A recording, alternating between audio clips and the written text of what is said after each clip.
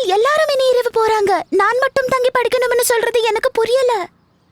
இது நியாயம் இல்ல, இது நியாயம் இல்ல, இது நியாயம் இல்ல, இது நியாயம் இல்ல.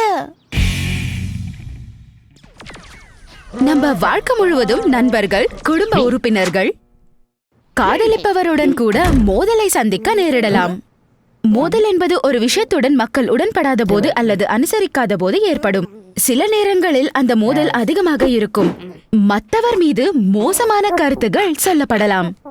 ஒருத்தர் அல்லது இருவர் விவாதம் முற்றி கோவத்தில் குரலை உயர்த்தலாம். சில சமயத்தில் உடல் ரீதியாகவும் வன்முறை ஏற்படலாம்.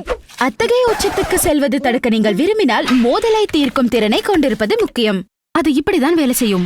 மோதல் தீர்வு என்பது நீங்கள் பயிற்சியிட்டு செய்து பார்க்க வேண்டிய ஒன்று. மோதலில் தொடர்புடைய ஒருவனின் பங்களிப்பு முக்கியம். உடன்பாடின்மை உண்மையில் எது பற்றி என்பது தெரிந்து கொள்ளவும். மோதலை எப்படி பாதிக்கிறது மற்றும் எப்படி உணர்கிறீர்கள் என்று விளக்குங்கள்.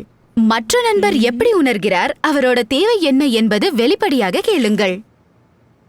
அவரது பார்வையை புரிந்து கொள்ள முயலுங்கள். இருதரப்புக்கும் மகிழ்ச்சி தரக்கூடியது அல்லது இருவரும் ஏற்றுக்கொண்டு வாழ்வது பற்றி விவாதியுங்கள். எடுத்த முடிவில் தீவிரமாக இருங்கள். ஒருவேளை தீர்வு எட்டப்படவிட்டால் மீண்டும் அதே நடைமுறையை தொடங்குங்கள்.